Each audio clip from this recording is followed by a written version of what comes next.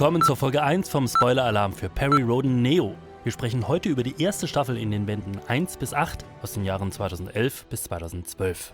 Und wenn du dich jetzt fragst, was ist denn das jetzt schon wieder? Wenn du nur die bisherigen Spoiler-Alarm-Folgen kennst, dann vergiss alles, was du bis jetzt gelernt hast. Wir fangen wieder ganz bei Null an. Zuerst mal ein kurzer Ausflug ins wahre Leben. Wir schreiben das Jahr 2011 und die Perry Rhodan-Serie wird 50 Jahre alt. Die Redaktion macht den Lesern zum Geburtstag ein Geschenk. Reboots, wie man sie unter anderem aus der Comic-Szene kennt, liegen voll im Trend und Perry Rhodan Neo soll die Handlung der Hauptserie zunächst mal von vorne erzählen. Nur ein bisschen moderner und frischer. Um jetzt zu erklären, was Perry Rhodan Neo ist, sage ich dir erstmal, was es alles nicht ist. Es ist keine Neuausgabe der ursprünglichen Romane. Es ist auch keine Überarbeitung der Originaltexte im Silberbandstil.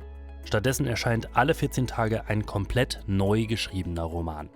Anders als die Hauptserie ist Neo in abgeschlossene Staffeln von derzeit je 10 Bänden gegliedert. Für jede dieser Staffeln wird es einen Spoiler-Alarm geben. Natürlich bauen die Staffeln aufeinander auf, sodass wie beim Original eine durchgehende Handlung entsteht. Was es darüber hinaus so ein bisschen kompliziert macht, es spielt in einem eigenen Universum. Neo und die Hauptserie sind komplett voneinander unabhängig und getrennt. Es gibt keine Überschneidungen oder sogenannte Crossover. Die ersten Staffeln orientierten sich zwar noch recht eng an der Vorlage, aber die Serie entfernte sich sehr schnell vom Original und erzählt mittlerweile ganz eigene Geschichten und hat eine eigene Mythologie. Mit Ausnahme einiger Namen und Begriffe haben die Serien kaum mehr etwas miteinander zu tun. Genug der Einleitung, kommen wir zur Handlung. Mai 2036. Die Menschheit hat mit der Klimakatastrophe zu kämpfen und kaum Sinn für andere Dinge, aber als der Funkkontakt zur bemannten Mondstation Armstrong Base abreißt, schickt man ein Team von NASA-Astronauten hin, um nachzuschauen. Leiter der Mondmission ist Perry Rhodan. Seine Begleiter heißen Reginald Bull, Clark G. Flipper und Eric Manoli. Das Raumschiff hat den Namen Stardust. Auf dem Mond entdecken die Astronauten das arkonidische Raumschiff Aetron. An Bord befinden sich unter anderem die Kommandantin Thora und der Expeditionsleiter Crest. Crest ist an Leukämie erkrankt und da die beiden, das stellt sich später heraus, als Dissidenten von Arkon fliehen mussten, verweigert man Crest in seiner Heimat die Heilung. Rhodan verspricht Hilfe und nimmt Crest mit zur Erde. Er befürchtet aber, dass seine Landsleute den Außerirdischen für sich haben und sich seiner Technik bemächtigen wollen. Deswegen landet die Stardust nicht in Amerika, sondern in der Wüste Gobi. Dort wird sie durch einen arkonidischen Energieschirm vor angreifenden Chinesen geschützt, denn indem Rhodan den Außerirdischen den Amerikanern entzieht, setzt er ihn anderen Mächten natürlich auf den Präsentierteller. Es kommt zum symbolischen Akt, als Rhodan sich die Aufnäher mit der amerikanischen Flagge von der Uniform reißt. Als einer der ersten versteht er, dass soeben eine neue Ära begonnen hat.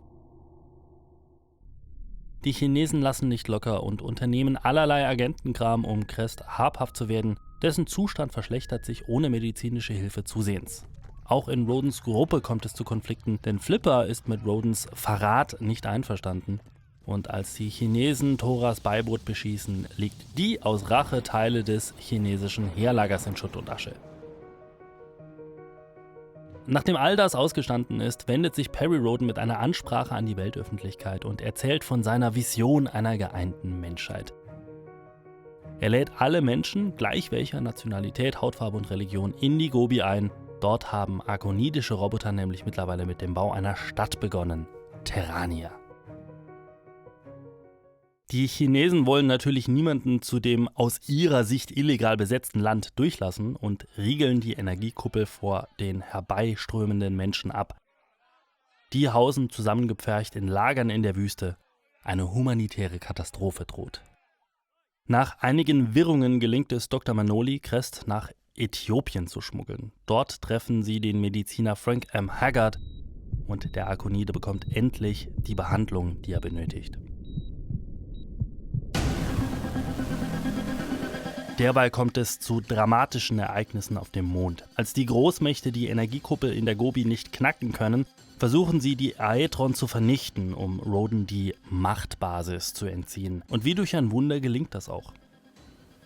Thora und ihre Untergebene Quinus Soptor überleben nur, weil sie zu der Zeit einen Erkundungsflug durch das Sonnensystem unternehmen. Über der Venus werden aber auch sie von einer unbekannten Macht abgeschossen. Die Überlebenden dieser zweiten Mondexpedition werden später nach Terrania gebracht, von der Stardust, die bei der Landung aber zerstört wird. Und damit sind unsere Helden erstmal ohne Raumschiff.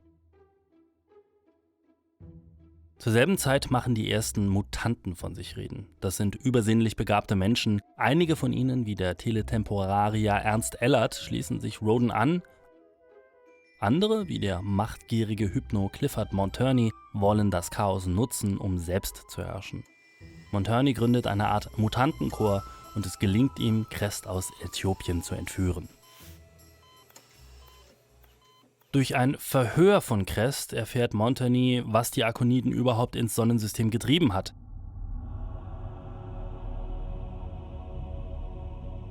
Sie sind auf der Suche nach dem Planeten des ewigen Lebens. Und natürlich will der Bösewicht die Unsterblichkeit für sich.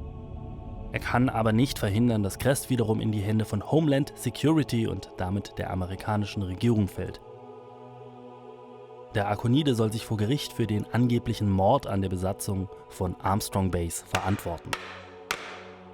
Zum Glück befindet sich ein gewisser Homer G. Adams unter Rodens Mitstreitern. Genau, es heißt Homer und nicht Homer. Adams gründet in der Gobi ein eigenes Mutantenkorps und weil die Chinesen die Blockade um Terrania endlich aufheben, stoßen immer neue Mutanten zu ihm. Nun handeln die Chinesen nicht aus Nächstenliebe. Man hofft nämlich, Roden die drohende humanitäre Katastrophe anheften zu können. Und es sieht aus, als ginge der Plan auf. In den Zeltstädten kommt es zu Kämpfen um Lebensmittel und Wasser. Als letzten Trumpf hat der chinesische Geheimdienst Atomsprengköpfe in einem Tunnel unter der Energiekuppel versteckt. In letzter Sekunde kann der junge Teleporter Sid Gonzales sie in sicherer Entfernung verfrachten. Bei der Explosion kommt es zu Opfern unter den chinesischen Soldaten. Diese können den Ansturm der panischen Menschen nicht länger aufhalten. Die Massen strömen auf die tödliche Energiekuppel zu und Roden muss den Schirm abschalten, um sie einzulassen. Endlich blenden wir zurück zu Tora und Quino Soptor. Die haben den Absturz auf der Venus überlebt und schlagen sich zu einer uralten arkonidischen Basis durch, von der auch der Angriff auf die beiden ausging und die von einem gescheiterten Kolonisationsversuch des Solsystems durch die Arkoniden vor 10.000 Jahren übrig geblieben ist. Dort treffen sie den Roboter Rico, der ihnen bei der Rückkehr zur Erde hilft. Als Tora von der anstehenden Gerichtsverhandlung gegen Crest hört, will sie ihm nämlich um jeden Preis helfen. Terrania ist nach der Abschaltung des Schutzschirms in chinesische Hände gefallen. Doch wenigstens hat deren General Bai Yun gute Absichten. Er kümmert sich um die notleidenden Menschen, die nach Rodens Einladung in der Wüste gestrandet sind. Letztlich läuft er zu Rodens Leuten über und verwaltet Terrania in ihrem Namen. Es kommt zum Prozess gegen Crest in Amerika und in dessen Verlauf überschlägt sich alles. Die Mutanten greifen ein. Der amerikanische Geheimdienstler Alan D. Mercant bringt eine Wand des Gerichtsgebäudes zum Einsturz. Ein nachgemachter Kugelraumer wird zur Explosion gebracht und zu guter Letzt landen Tora und der Roboter Rico mit einem arkonidischen Beiboot von der Venus. All das hindert Clifford Monturney aber nicht daran, sich erneut mit dem gefangenen Crest abzusetzen. Die erste Neo-Staffel endet mit dem Showdown in Fort Sunrise, wo Monturney Unterschlupf gefunden hat. Um's kurz zu machen, Crest wird gerettet, Monturney besiegt und seine Mutanten von seinem hypnotischen Einfluss befreit. Und in Terrania gründen Roden und seine Gefährten die Terranische Union. Und damit ist der Grundstein für eine geeinte Menschheit gelegt. Und jetzt löse ich mein Versprechen vom Anfang dieses Videos ein. Die erste Staffel orientiert sich noch recht eng am Original von 1961, aber so ein paar Sachen sind auch hier schon anders und darüber spreche ich jetzt.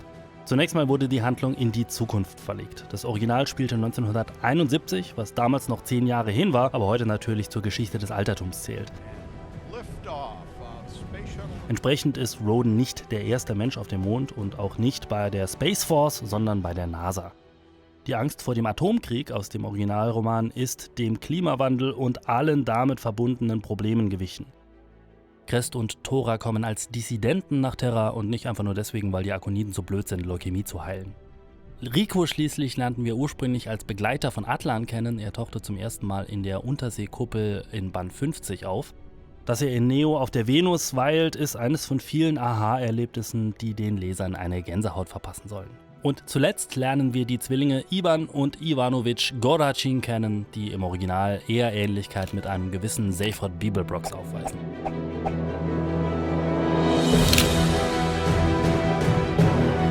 Danke wie immer fürs Zuschauen. Das war die erste Folge vom Neo-Spoiler-Alarm. Für diese Serie wird es eine eigene Playlist geben. Wir mischen Neo und die Erstauflage nicht. Und wenn du mehr wissen willst, der Neo-Autorenkollege Ruben Wickenhäuser hat auf seinem Kanal übrigens eine kleine Einleitung zu Perry Rhodan Neo hochgeladen. Den Link zur ersten Folge findest du in der Description. Bis zur Folge 2 vom Spoiler-Alarm für Neo wird es noch ein bisschen dauern. Als nächstes kehren wir erstmal für 2 Folgen in die Hauptserie zurück. Dort bricht Perry Rhodan endlich nach Andromeda auf und damit in die erste goldene Ära der Hauptserie.